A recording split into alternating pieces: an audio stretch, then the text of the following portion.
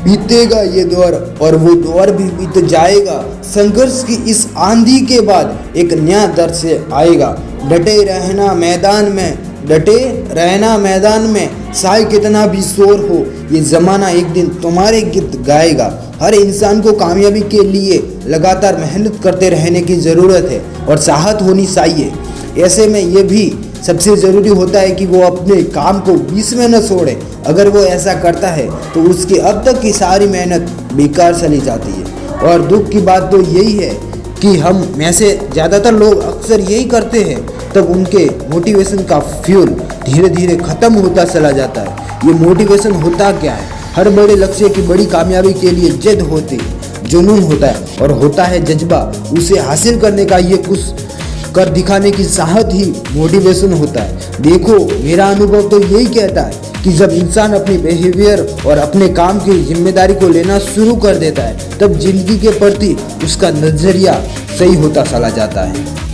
ये वीडियो तुम्हें उतना मोटिवेशन नहीं दे सकती जितना मोटिवेशन तुम्हें तुम्हारा बिलीफ सिस्टम दे सकता है। हमारा हर व्यवहार फायदे और नुकसान के उसूलों से ही बनता है। अगर फ़ायदा नुकसान से ज़्यादा है तो यही हमारा मोटिवेशन बन जाता है, और अगर फ़ायदे के मुकाबले नुकसान ज़्यादा है तो यही रुकावट भी बन जाता है।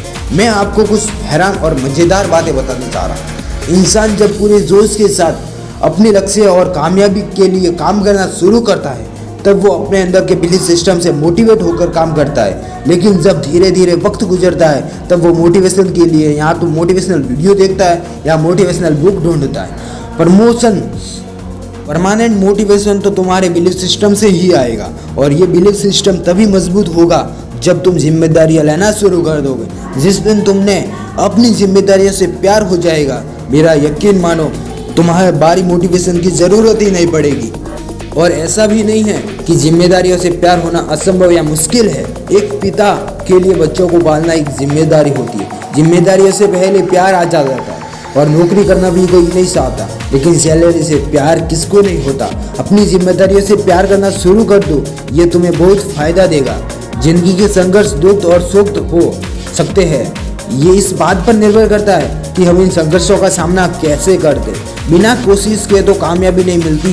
जिन लोगों ने मुसीबतों को झेला ही नहीं, वे इन लोगों की तुलना में ज़्यादा आत्मविश्वास से भरे नहीं हैं जिन्होंने मुसीबतों का सामना ही नहीं किया।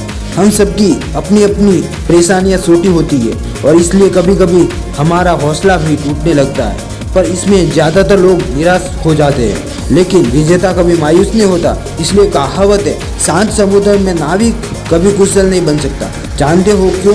क्योंकि उसने कभी मुसीबतों को देखा ही नहीं और मुसीबतों को जाना ही नहीं। वैसे में वो सफलता कैसे पा सकता है? सफलता पाने के लिए आपको मुसीबतों से लड़ना होगा और मेहनत करनी होगी, तभी आप सफल बन पाओगे, सक्सेसफुल बन पाओगे। जय हिंद।